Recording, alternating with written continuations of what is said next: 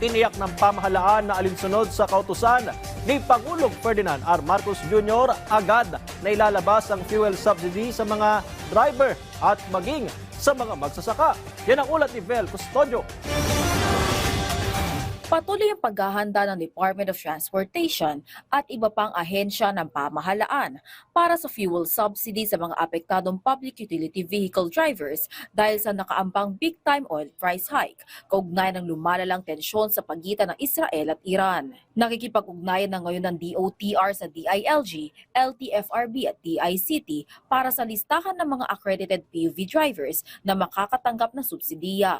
Sa oras na epektibo na ang taas presyo sa mga produktong petrolyo, agad na ibibigay ng pamahalaan ang fuel subsidy pero dapat muna itong dumaan sa proseso para malaman kung magkano ang pwedeng maitulong sa bawat sangay ng pampublikong transportasyon na apektado ng oil price hike. Sa oras po na mag-take effect kaagad ang big time oil price hike, ang estimate natin po na papatak na 5 piso para sa diesel at 3 piso po naman sa gas ay kaagad po na ipalalabas ang tulong sa fuel subsidy. Iyong halaga po amount ng fuel subsidy na ibibigay ng pamahalaan ay isasapinal pa po yan batay sa guidelines o mekanismo na gagawin po ng LTFRB, DILG at DICT. Nasa kanila po kasi na rin yung mga data. Sa ngayon, isinasapinal pa raw ng 3 ahensya ang listahan ng mga PUV drivers na mabibigyan ng ayuda.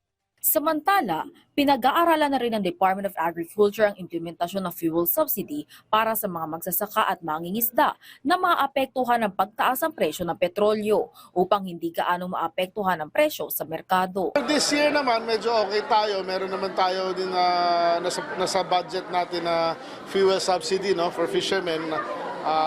Malamang i-release din natin yun once na tumaas na. Well, tintayin natin yung programa ng DOE sa fuel subsidy. Baka pwede rin makiride on yung mga farmers natin and fisher folks. Ayon naman sa ilang mga mamimili, nananatiling mababa ang presyo ng mga bilihin.